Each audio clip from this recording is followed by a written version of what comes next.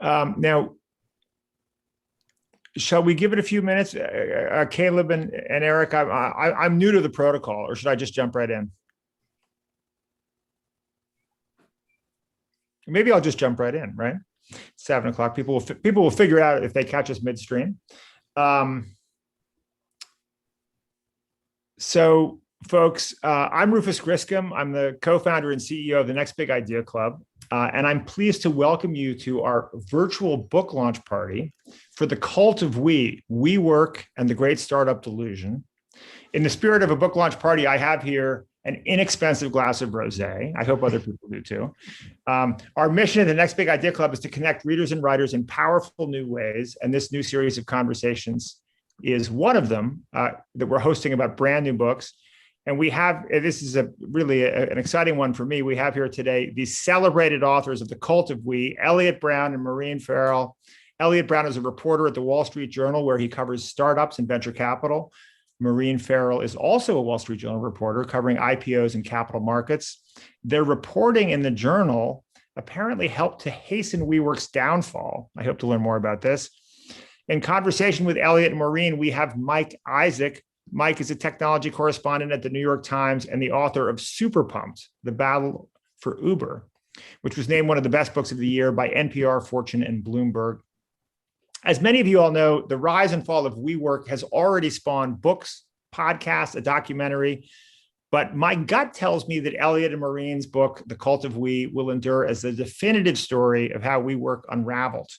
It's meticulously reported.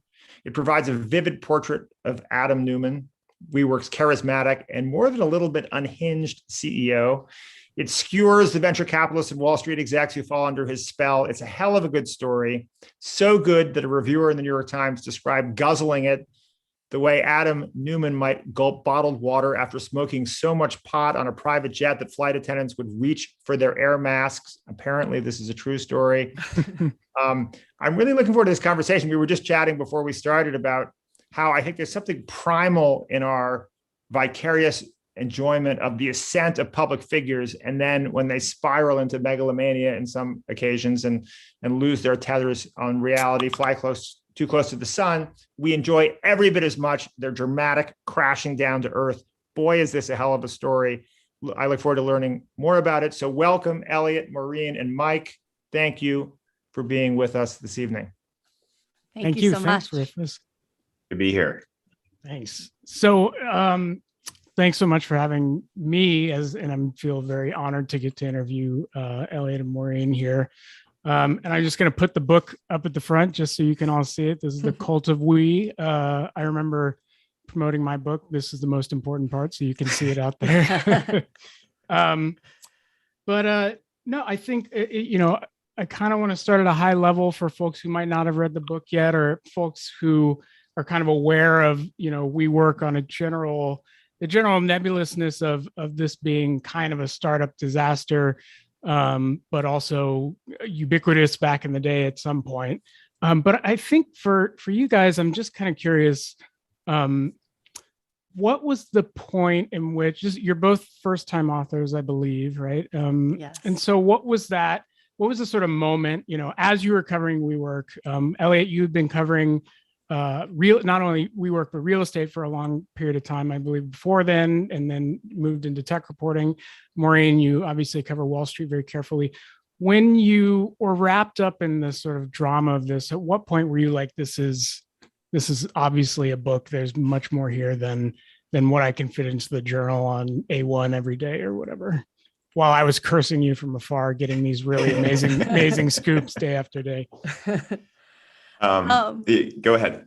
Well, we had a conversation. I'll just say when I thought of it, the downfall happened so precipitously in September 2019, and it was, at some point it would be like, mid-morning my time in New York, and I would have talked to Eliot like multiple times already from San Francisco, and it was like round the clock, and we were sort of breathlessly covering it. We couldn't believe every development. But around the time basically that we were hearing and reporting on Adam about to step down and get Adam Neumann, the CEO, getting pushed out of his own company, it seemed unfathomable. And we sort of had a conversation over the weekend. and said, oh, maybe this could be a book. Maybe we would want to do it together. This was and before he stepped down. This is before he stepped down, kind of as we were writing it, we were kind of thinking out loud, or we started talking about it, and we put together a paragraph or two, and the process came together so quickly that paragraph or two kind of became our book proposal, which was kind of surreal. Eliot, That's awesome. say a little more. Yes, it was great to not have to write a proposal. Yeah, I think cursing you again right now. It had sort of like popped into my head a fair amount earlier in the year, because I had been working on this big profile that would end up running and sort of hastening the exit / causing the timing of the exit. Sure. So I figured there would be something big that would happen with WeWork around the IPO, and was planning to, think about it and turn my attention to that after whatever happened with the IPO happened. But then, like Maureen said, she just sort of called me, I guess, right before the weekend. And then it was the day of Adam resigning that we actually we had started talking a few days earlier. And then with our great editor at Crown, kind of originally heard from them in terms of a formal offer on the day Adam resigned. That's amazing. I think in book publishing world, the success of the sale is usually measured on the length or lack of length of your pitch. So you guys probably nailed it right there. That's amazing. If you sell on an email, then you win, basically. Let's rewind a little bit. I think there's this period which seems so crazy now and really far away now, but WeWork was like one of the most celebrated unicorns of its time, right? Like I remember just doing all of these, or working with the Times or the Journal or Bloomberg would work on these sort of graphics showing the craziness of the sort of froth and all these graphs with lines going up and to the right, basically celebrating not necessarily the growth, but the valuations of these companies soaring, right? And I think at one point, tell me if I'm wrong, but WeWork became the most valuable startup in the country, or in the US at least. Yeah, after Uber IPO. Can you just tell me like how we got to that point? Like how did we sort of see that and be like, all right, I believe that. I believe that these offices are worth, this sort of what essentially felt like a real estate company is worth tens of billions of dollars to the effect that it was. And tell me what year we are at when you're kind of situating us in this. Yeah, well, so it was really a kind of gradual thing, like sort of the frog boiling in water. I mean, I like from the beginning, basically, when I first started covering them as a real estate reporter, which was in 2014-ish, that was the thing that was always mystifying. It was like, how is this valued so high? And then every year, we'd write stories about like, well, it looks like a real estate company, but their valuation is like a software company, and that's a really important thing, because that's how you raise money and that's how you grow. And it's not just this number on a paper, but if you're valued, at $1 trillion, you can just sell a little chunk of your company for $1 billion and then suddenly grow. And so that's what WeWork was doing year over year. And like every year they would just, without fail, raise more money at a higher valuation. And I kept thinking like, well, somebody's finally going to see that this is not real. And then they like do it again. So you were crying foul from the beginning, or can you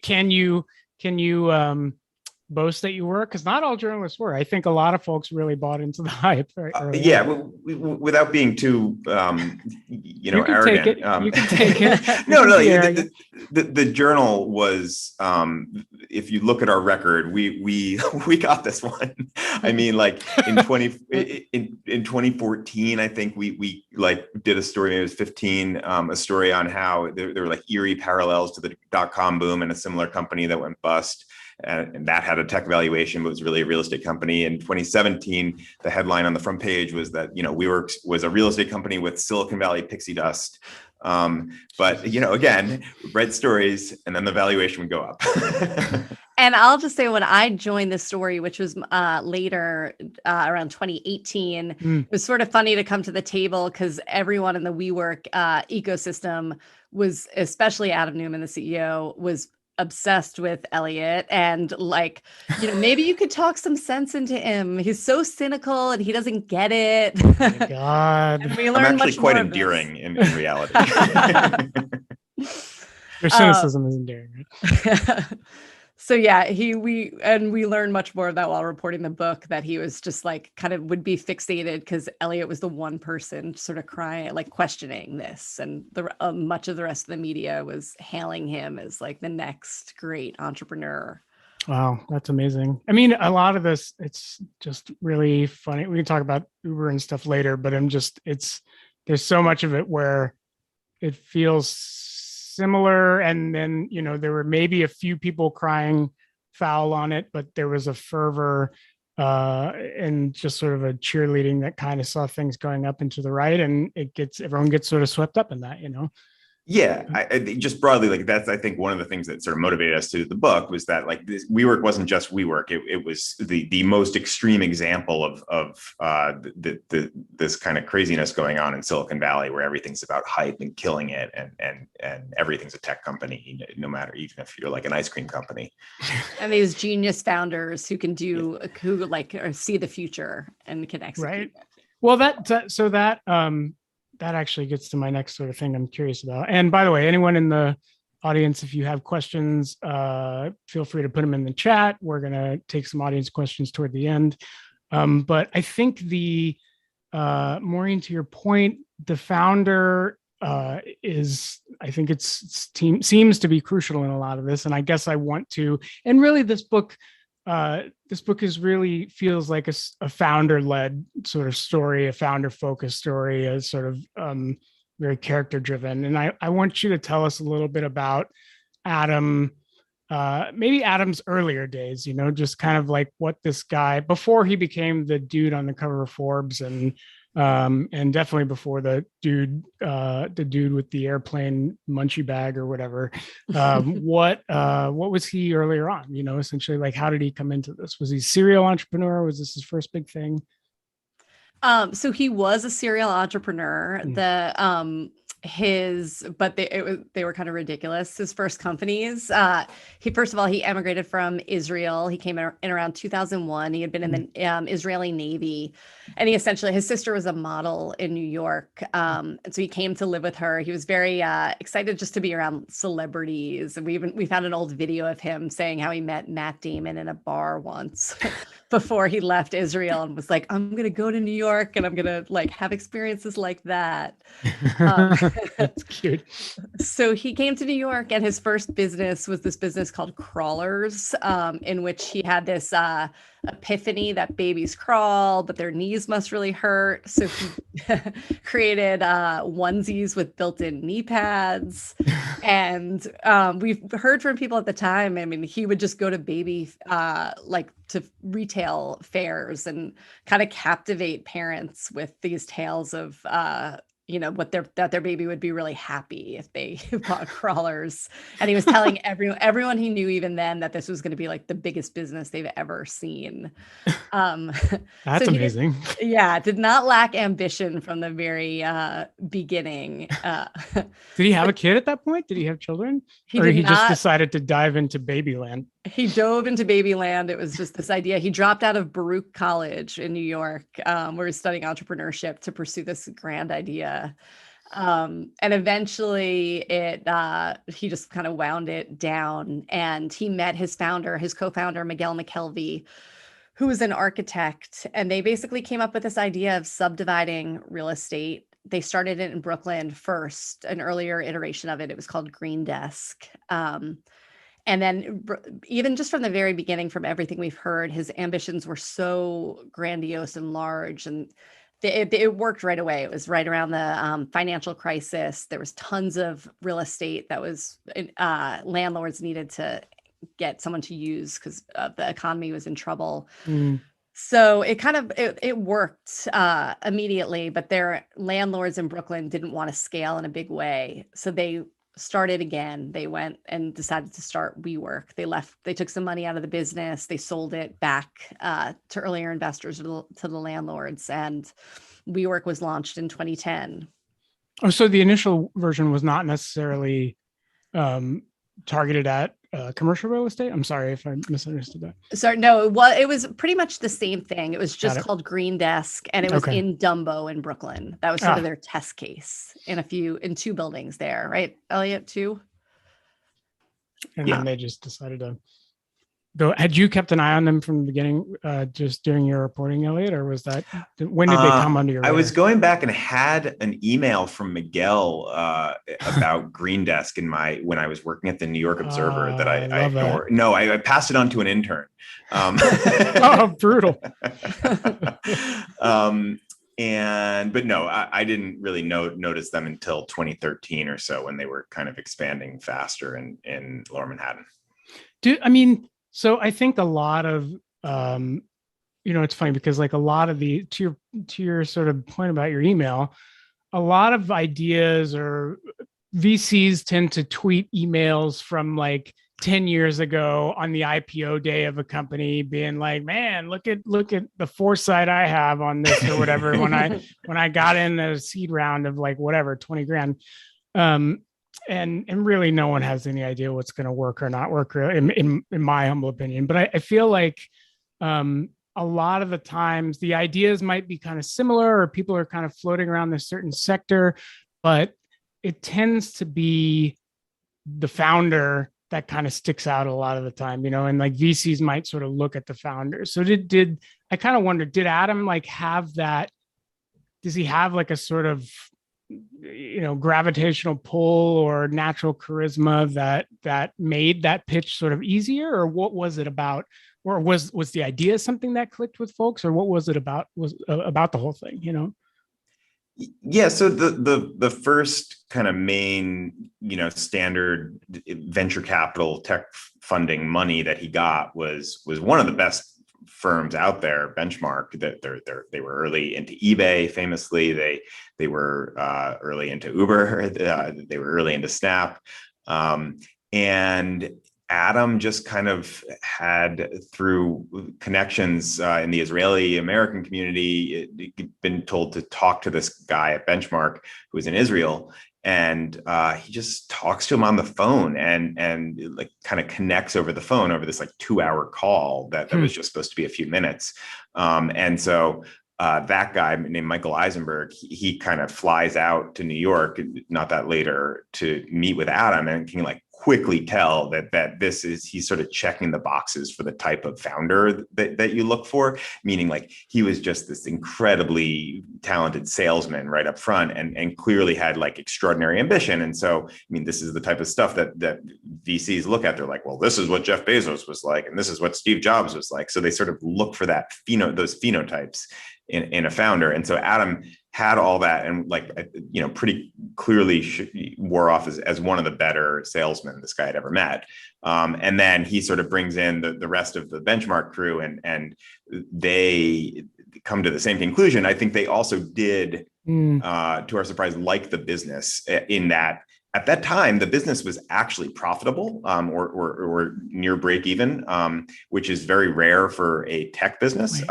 You're telling me that WeWork was once a good business in its life cycle? This is right. This was surprising to us too. We, at least based on their own numbers, there was 1 year they were profitable. It made like, I think, $1.4 million, and it was 2012. And then they went on to lose more than most any startup in history. A combined 11 billion. He can't win them all. So they like that this business, they sort of look at it as a tech business just simply because they're used to looking at tech businesses. And they're like, well, it's making these 35% margins of profit, and like companies, it's already profitable. It's sort of not really seeing that, like, well, it turns out it's real estate, and most real estate's profitable. That's why buildings exist. Like, you don't, you make money on your building. Right. Was there early sort of positioning around, like, was there something about Adam that maybe, did he connect, tech is, because we talk about, as reporters, we talk a lot about like tech multiples, right? Like where every company wants to look like a tech company just because they want to be valued as a tech company is. And it's never, that's the whole point of saying we're not a real estate company. We're not a we're not a cab company, we're a, whatever, we're a transportation, or we transport everything, or some BS around the Amazon of transportation. Exactly. Thank you. So, I mean, did he sort of get that early on? Did he home in on like, all right, we're positioning as tech, or did they actually kind of believe it, or was it a mix of that, It seems like he just figured that out quickly. And it was interesting. We started hearing around the benchmark time that he was sort of glomming onto that concept. And it was around the time the social network came out. Facebook was about to go public. One of the funny things we heard as we were reporting this book was that he became friendly with Sean Parker of one of the early Facebook backers. He was in New York and he had this big mansion in kind of near where Adam and his wife lived at the time. So they became friendly. We heard that Adam would just pop by the house a lot. They called it the Bacchus house. So he would go to these crazy parties at Sean Parker's house and meet all these tech entrepreneurs and just say like, wow, look at their lives. They're amazing. And we've heard that he would tell all of them, like, I have the physical Facebook. Like, this is what I'm building right now. What does that mean? And they would laugh. They exactly would laugh at him and just sort of laughed him off. But it sort of moved him from the world of the real estate people he knew who were connecting him, who were giving him money at the beginning, to realizing that like tech was where the money was and where he was going to grow this big company. And there were other points, but that just seemed like a kind of a critical moment. Did he make his way to, they're New York based at this point, or basically, or did they make their way to Silicon Valley, or did they know that they had to make it to Silicon Valley at least to get the money, or what relationship with the Valley, I guess, what did they really have?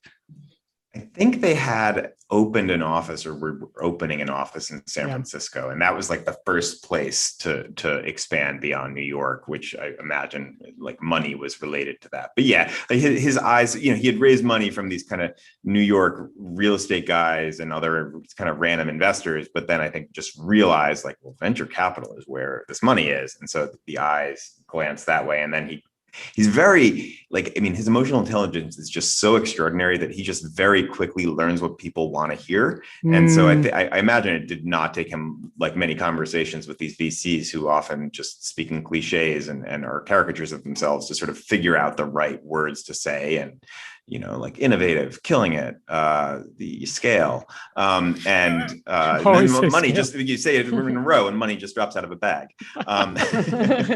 It's weird. I keep repeating these things to myself on the street and it doesn't happen.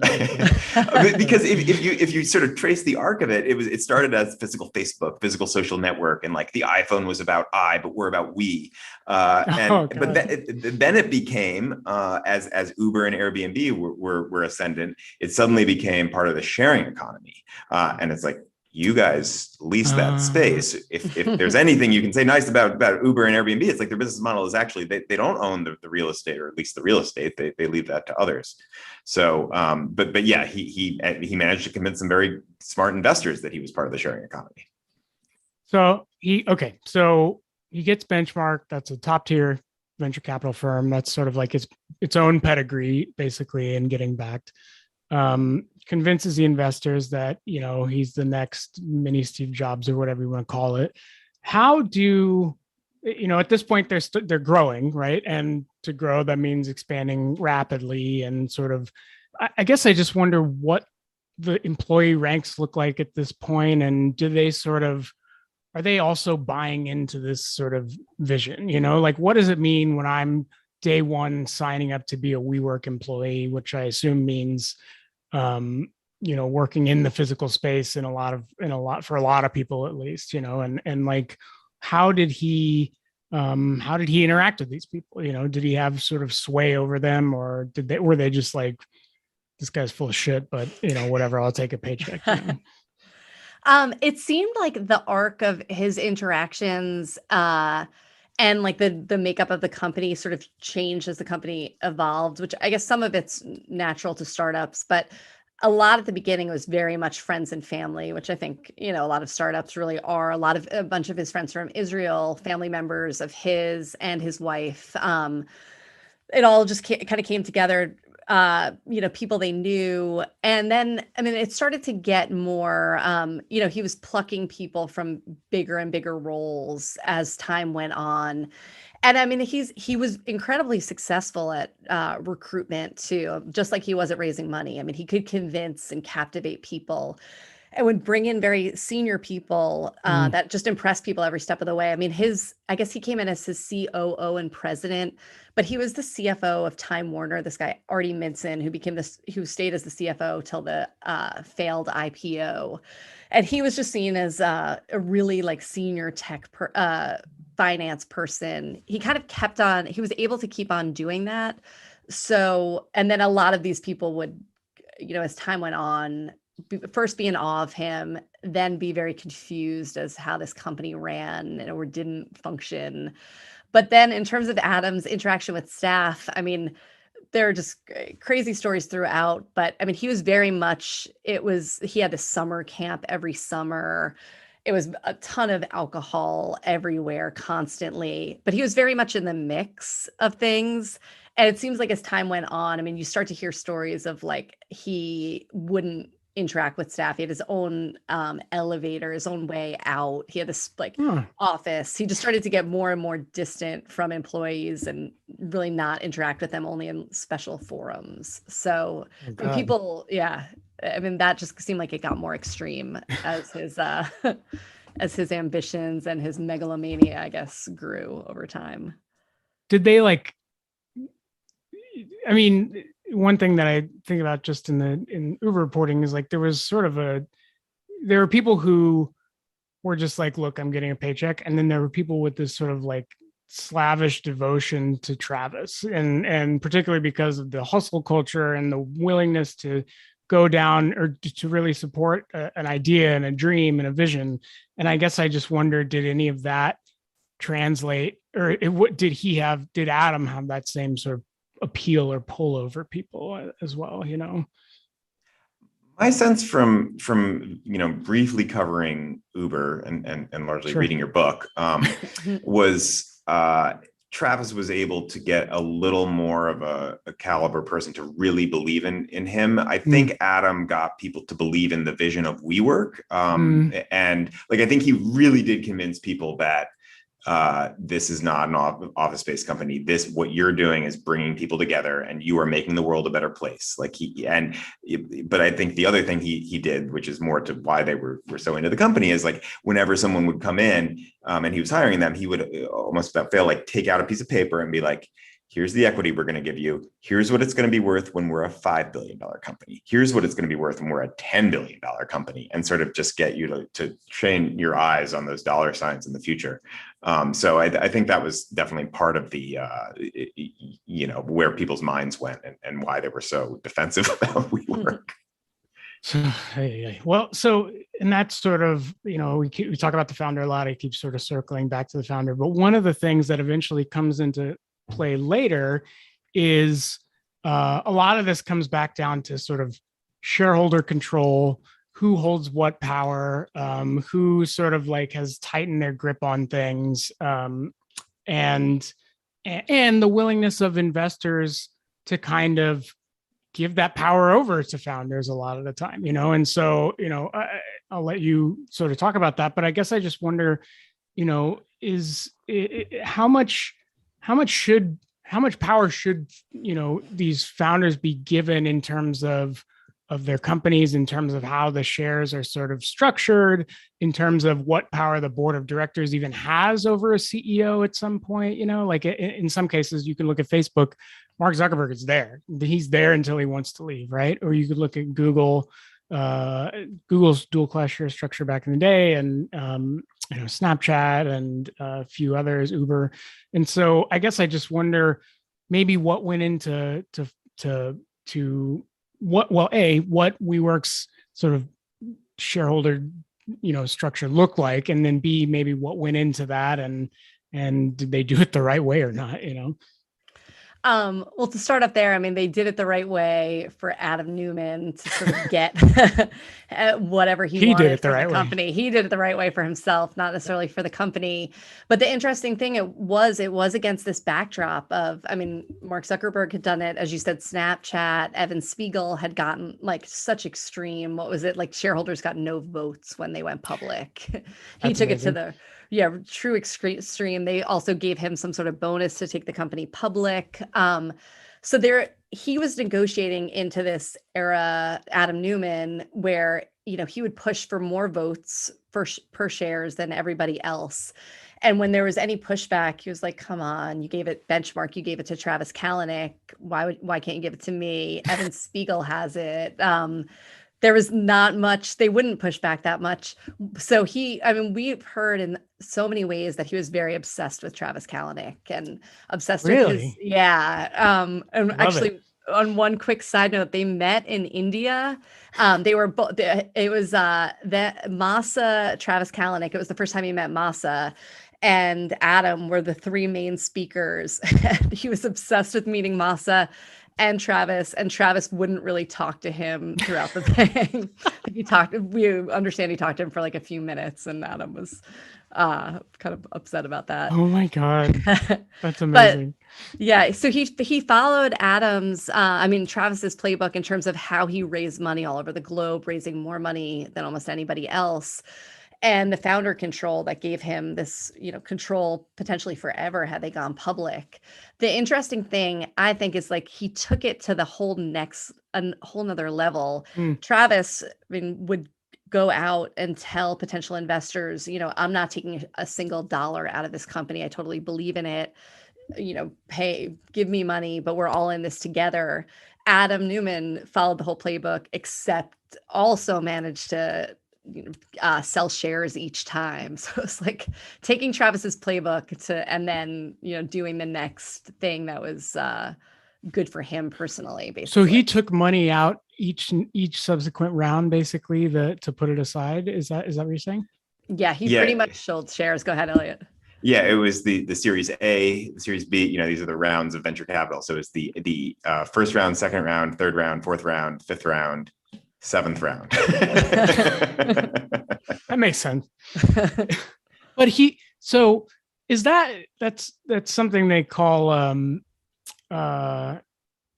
wait, what is that? Oh my God. Secondary. What is that? Thank you. A secondary. So it's funny because I remember there was a period in which secondaries were like taboo to talk about. Maybe they still are taboo to talk about, but it would give you a sort of some folks might give a sort of sideways glance at a founder doing that sort of behavior, right? Essentially, it might mean, do you really believe in this company? Because you're kind of taking some insurance out for yourself if you put $10 million out of this round by selling shares personally to the stockholders or something like that. So I guess, was that at all? Did anyone sort of give a side eye to that when it was happening? It's connected with founder control. So essentially, what was happening in this entire era was the norms about what is responsible corporate behavior were getting eroded, and so were shifted. And so you go back to when Amazon went public, and Jeff Bezos is the visionary founder. He didn't have control of his company. He still doesn't. He just owns 40% of the stock, or owned. And then you fast forward, and people have sort of taken the different lessons from that. And so venture capitalists idolize these founders and talk about how important founders are as these mythical creatures. But then in order to essentially convince them to take their money, they say, well, I'll just give you full control. And so, it's just like a kind of wild thing, right? These guys are raising billions of dollars, billions. And if I were raising billions, I would probably be, or how about this? If I were giving somebody billions of dollars, I would probably want control of that company, especially if they aren't contributing anything other than sort of the idea. But because of the way Silicon Valley was so competitive in terms of just all the money battering down to get in there, they would give founders what they wanted. And so Adam, sort of as he always did, would get as much as he could and sort of do better at negotiating for himself than anyone else. So he got a lot of control and he got a lot of money. And the short answer to your question is, yes, they were concerned, but they kept giving him money, right? Like, so the people would say, oh, Adam, don't do that. It's a bad idea. And at first it started like, well, maybe let's just give him a few million and it'll satisfy him. But Adam doesn't get satisfied by anything, like, right? He always wants more. He always is thinking bigger. And so 9 million wasn't enough. It needed to be 15. And then it was like 120. And then it was like 360. Wow. Oh my God. And then he borrowed against his shares another few hundred million. Then the banks, let him pledge his shares, JP Morgan, UBS, Credit Suisse. Almost 500 million. Yes. Wow.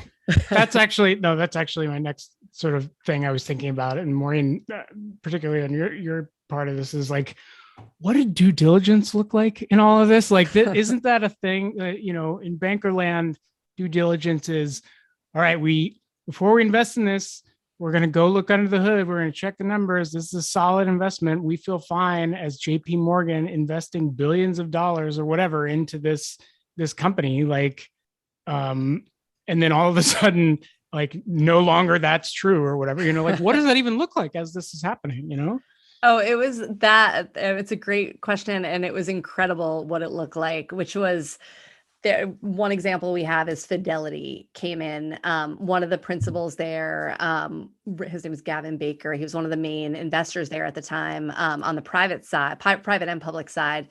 But he read in the paper that his main rival at T. Rowe Price, another mutual fund, had just invested in WeWork at $5 billion. And he was like, how do I not know this company? We need to understand it and see what see if we can get into it. It turns out some other colleagues of his had done due diligence on the company, passed on it at $5 billion. They thought it was a real estate company. The numbers didn't make any sense. And about 6 months later, Fidelity does invest at $10 billion. Oh my God. And the due diligence, again, people underneath him and were saying, these numbers just don't make sense. There was due diligence, and the same thing with SoftBank. We heard a lot of lower level people at SoftBank were questioning the valuation, questioning things about the company. Yet it was, Adam and Masa Yoshison, the CEO of SoftBank, just got together, and Adam just managed to convince people to ignore due diligence, ignore the numbers, and race ahead with an investment at higher and higher valuations. I'm glad you brought up SoftBank, because I feel like SoftBank is a key factor in a lot of how the Valley has sort of worked over the past 5 years, maybe. I don't know, maybe longer than that. But I want to know what the role of SoftBank was, maybe in inflating what WeWork was seen as, or inflating that valuation, or even just in the dynamics of the Valley. Do you think that they had like a really big part in it, or was it Masa's particular liking to Adam, or how did that sort of go down? Yeah, I think maybe talk about the Vision Fund a little bit, but for people that don't know what that is. Sure. So yeah, SoftBank and Masayoshi Son raised what was by far the world's largest private investment fund, and largely from Saudi money. He raised $100 billion, which was like 30 times larger than the largest venture capital fund at the time, and decides to just, completely change the rules of the game in startup investing and tech investing. And so he goes looking for big fish and just like, where can I just throw around my billions? And one of the first places he goes that is like a company that can clearly absorb money is WeWork. And so I think one way to think about how kind of quick and reckless this all is just summed up in the anecdote of how WeWork got the money. And it was Masa is on the way to Trump Tower to meet the president-elect and stops for a 12-minute tour at WeWork, where Adam, whisks him through the office and shows him the tech section where they're working on new tech that doesn't really do much to their product.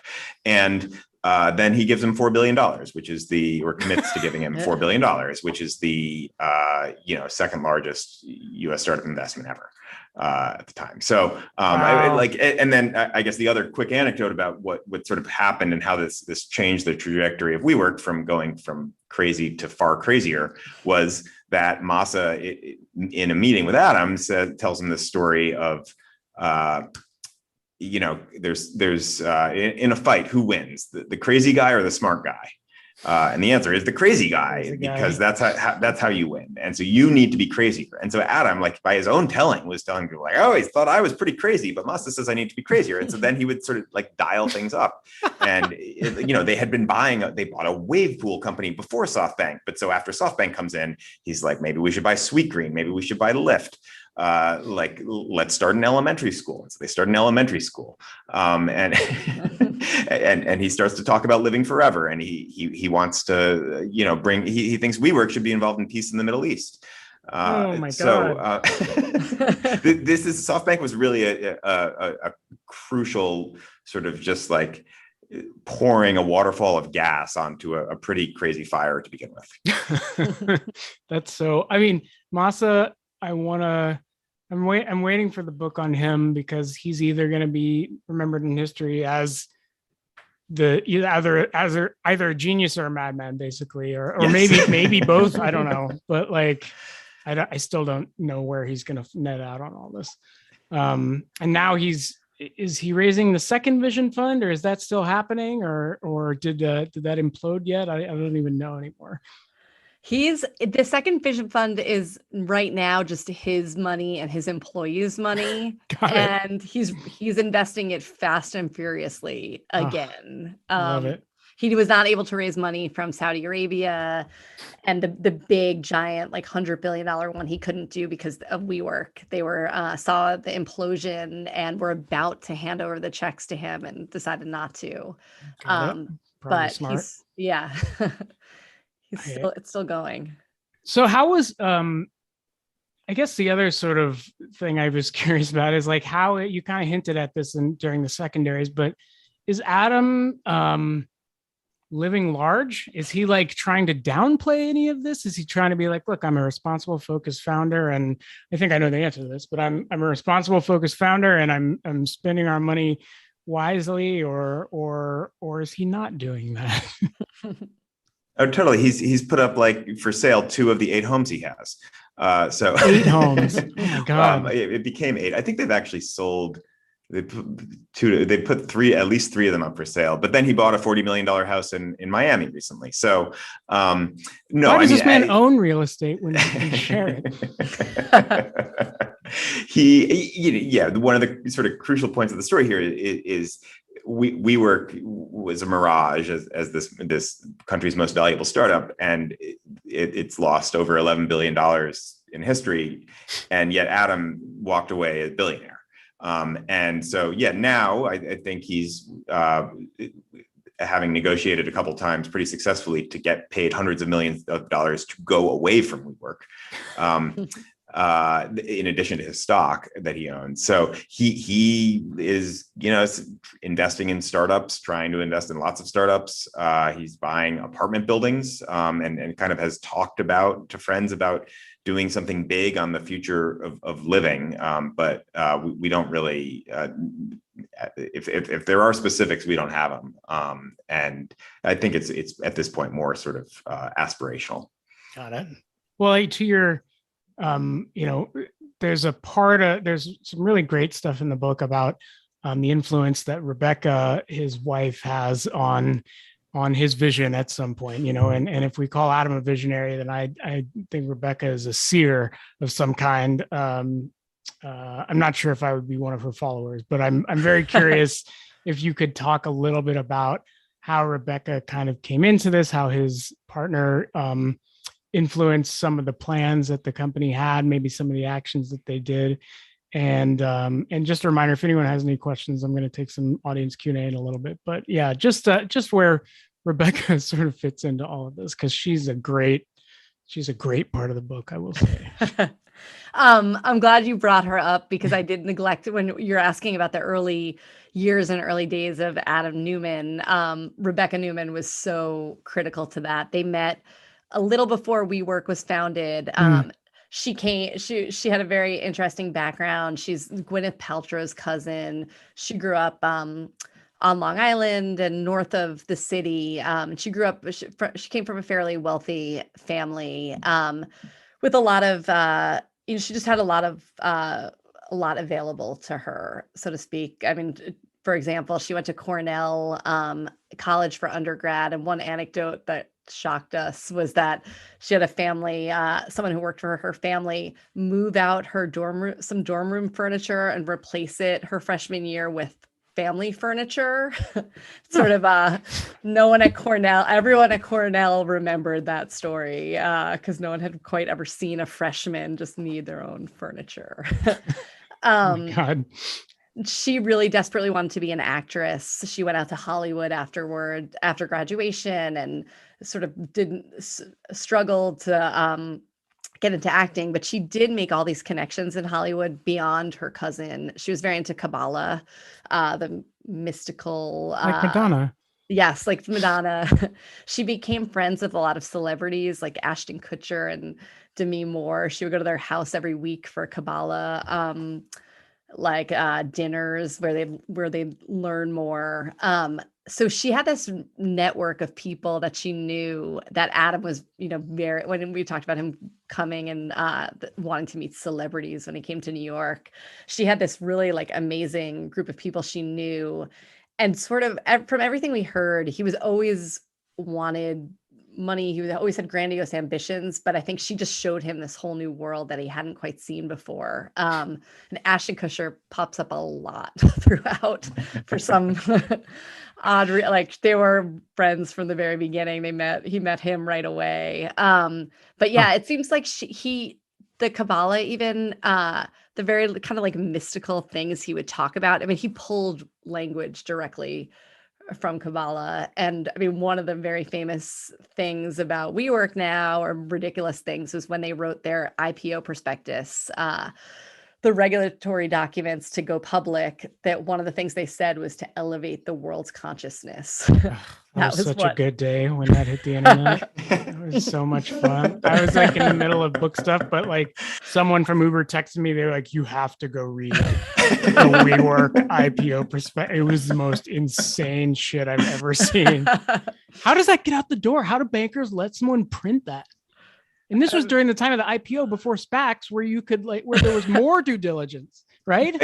I think that's one of the crazy things about the whole story, where it's just a story about people's minds bending to not see reality. And so you had all of these actually smart people looking at this document that says it's dedicated to the energy of we, and then goes on to talk about how Adam is leasing properties to the company and took out hundreds, or borrowed hundreds of millions of dollars.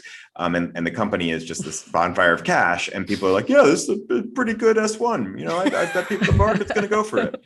I mean, it really does. Reality distortion field is the thing that keeps coming to mind. They would always say that about jobs, but maybe it's just when you get someone in a room and they have that sort of natural charisma that can work. And then once everyone maybe you step out onto the stage and everyone can kind of look at it at once, and maybe there's some more power in that. Or when folks like you two start poking holes in the mirage and people start seeing it for what it really is, then maybe it's when all comes tumbling down. And then I think, we're getting towards the end. So I want to just hit the arc here. Eventually we get to a sort of peak of the fervor. Everything essentially falls apart. Suddenly everyone wakes up and realizes, oh my God, the emperor really has no clothes on, how does Adam get out of the company? Is this a voluntary move? Does he commit seppuku because he wanted to, or what was the final straw? Well, we want to just, Eliot and I were just reminiscing about this right before, earlier today, is when we were reporting the coup, we heard there was one coming. The IPO was going to be a disaster. It had gotten postponed. It was sort of unthinkable that Adam would ever leave the company. And Eliot had written this story talking about just really crazy things at the company, and Adam's crazy behaviors, including transporting marijuana from New York to Israel, a lot of things that really were among what pushed them to cancel the IPO or postpone it. But anyway, we heard this coup was coming, and I was actually in the middle. We'd been talking a lot. I was reading Super Pumped. It was awesome, and I kept on mentioning things that I had heard. And the coup was coming. We were trying to figure out, it was Benchmark leading it. And Eliot was like, you have to get to the coup chapter in Super Pumped. It's like and I was finally skipped ahead and read the coup chapter because we needed to know what was going to happen that weekend. That is awesome. That is the best compliment I've ever received. Thank you. That is amazing. So it played out differently, but we had somewhat of a playbook, and Benchmark was very much involved in it. Oh my God. Well, I'll let people read the book to get all the details on your book to get all the details on that. Yeah, I was just gonna say the basic just is like the Achilles heel of founder control, where this guy runs the whole company and the investors can't do anything, is that you still need money to run it. And like, if you have a profitable company, then you're good. But WeWork was losing $2 for every dollar it took in. So that's not a really good long-term solution. So you need to keep getting money. And so WeWork was out of money. And so then suddenly the board had the upper hand, because they were like, you can't run this company because we can't find anyone to fund it if you're at the helm. And if you leave, we can save the company and save some value of your stock. And Adam is nothing if not self-interested when it comes to his personal wealth. And so I think he kind of saw that the best way for him to preserve wealth was to step aside. But even when he did that, he managed to negotiate a huge amount of extra money that he got himself. It is amazing. I want to take a few audience questions right here. I have them sent to me in the chat. So I apologize, I don't have your names here, but I do have some very good questions. From one person, it's easy to laugh at the absurdity of Adam Neumann and to take pleasure in the masters of the universe getting suckered by his sales pitch. And I do laugh and take pleasure in that. But surely WeWork's downfall must have resulted in people losing their jobs, the value of their shares. Can we talk a little bit about the dark side of this? And I agree, like, what happened to everyone else? What happened to folks who were invested and, for whatever reason, did see a real light at the end of the tunnel, or maybe a great company here, people that bought into Adam's pitch, how did they make out? I mean, I do think there is clearly a big dark side. And I mean, the employees in particular, thousands of people were laid off, and they, and they were expecting, they'd worked so hard. I mean, it was a wild company that you worked around the clock, and there were going to be these riches, this big payoff. And I mean, I honestly, talking to those people, so I think that's sad. The loss of jobs is really sad. But I also think the people who believed in his vision, it was a really inspiring one. And you talk to people, I mean, he did motivate people. And I think there was this moment until people started realizing some of the things he was doing, where it was like, capitalism can be amazing. We can build these things. This is making the world a better place. But they were doing really cool, potentially cool things. And to sort of watch that crumble, this younger workforce, and just watch him extract so much money. I mean, there's just something so deeply sad about that. In terms of investors, I mean, a lot of investors lost money. A lot are still fine. Benchmark still did quite well. Enough people got in at low early amounts enough that, yeah. I mean, SoftBank was definitely the biggest loser in all of this financially. Yep.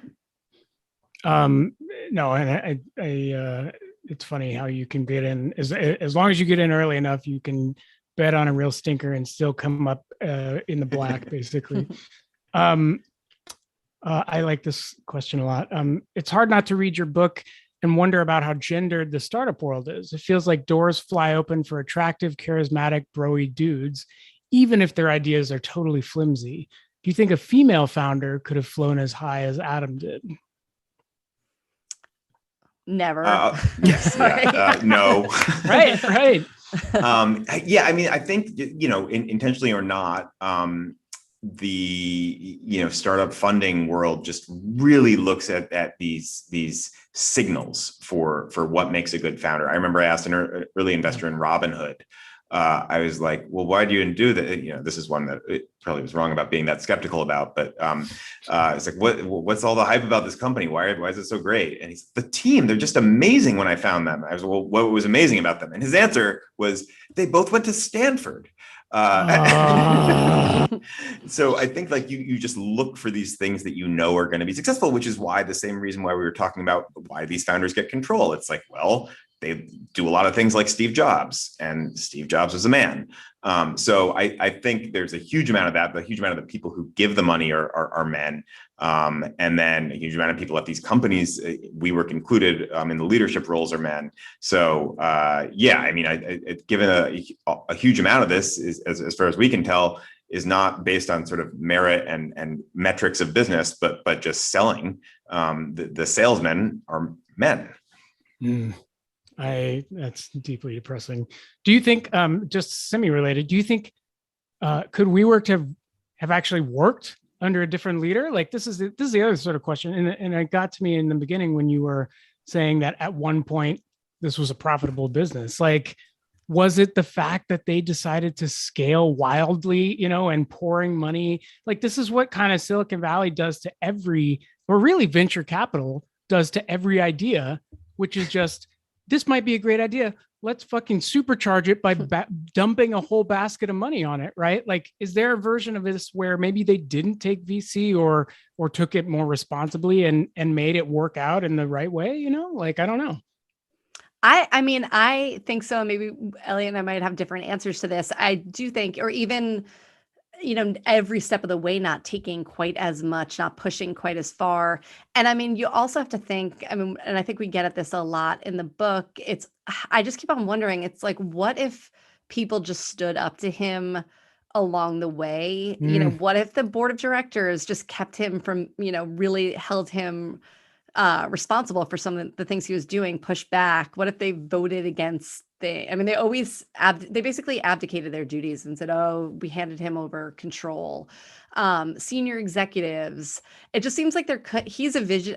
He is a visionary. He had an idea. He was one of the few people that could scale it. But what if people push back along the way? Could this have actually been a good company and work down the road?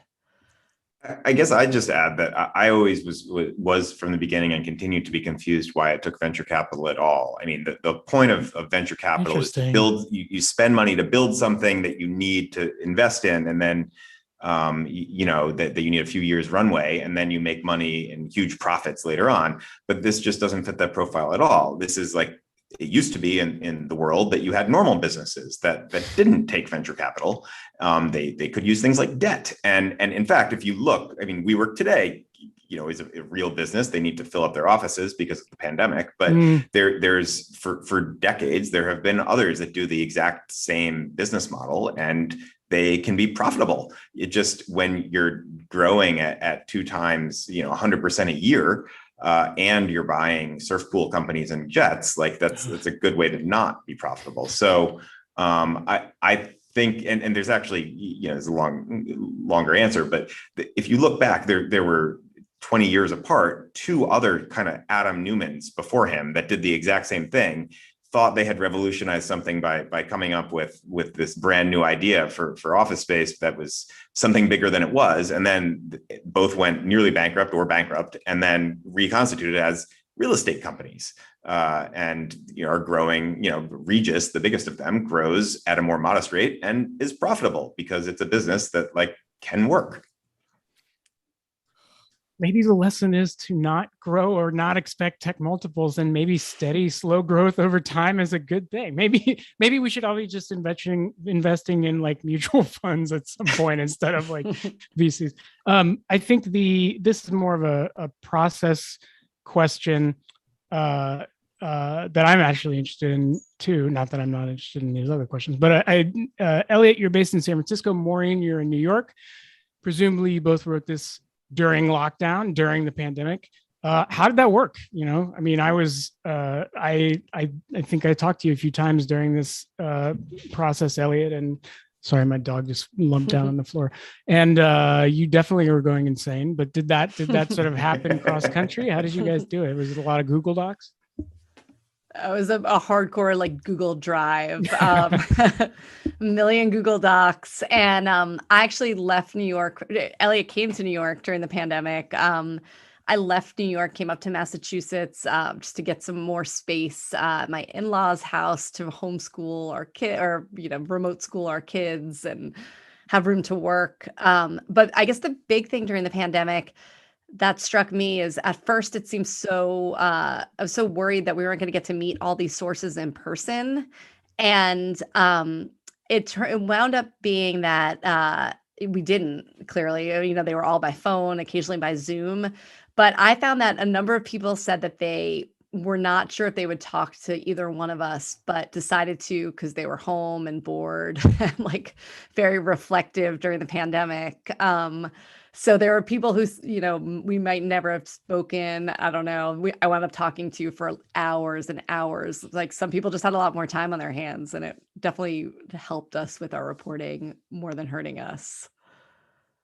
Oh my God. I mean, Eliot, how did you do? How'd you make out? Did you do all right? Yeah, I was fine. I mean, I moved to Brooklyn for what I thought was going to be like 2 months of meeting WeWork people in cafes, former employees. And then the pandemic happens and it's like, oh, well, can't meet anyone.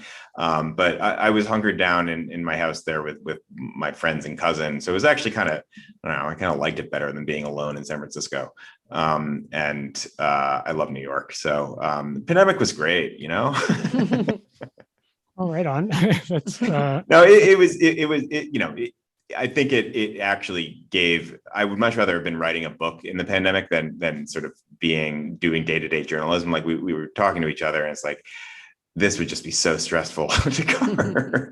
Just especially sort of from where you're not a healthcare reporter, it's like finding the angle and some of it I'm sure would have been thrilling, but it was actually gave us more ability to focus and sort of less of an excuse to procrastinate because it's like, well, we were just locked at home. Like you kind of have to write a book. No, good for you. I was doing everything I could to not write it. So I know what you mean. Last question. I think we're over time. Just another process question. What did you guys, what resources, books, podcasts did you lean on to go from writing newspaper features to narrative nonfiction books? And was that like a big leap for y'all? Or did you feel like it was a natural extension of your day jobs? How did that go? I mean, I thought it was a big leap for sure. And gosh, there's so, I was reading more business books. I'd already finished Super Pumped by then, but a lot of books that I like that, like yours and others that we would have liked to emulate. But one of the things I found myself doing, just because there was time, I would go running and listen to podcasts with authors I liked and respected. Oh, that's cool. And like Brian Koppelman, for example, if I know you're working He's with, awesome. Yep. Moment I listen to all the time. And then I would long form. I just liked hearing writers talk about their process and felt that was really constructive. Awesome. Yeah, same. I largely, just read and leaned on a lot of the better narrative nonfiction journalist books out there.